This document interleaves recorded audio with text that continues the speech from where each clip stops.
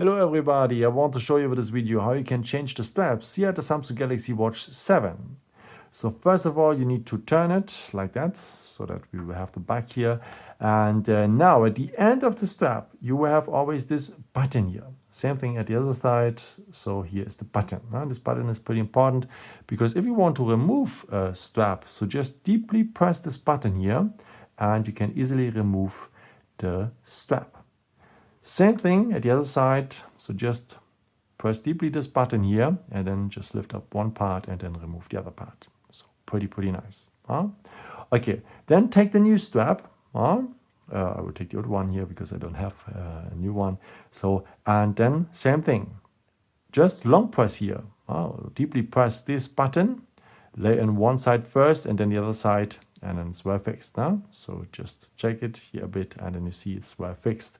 Okay, take now the other one.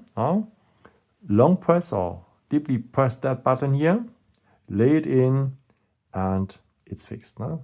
Just test it after that you're sure that it's well fixed. Yeah, pretty easy as you can see.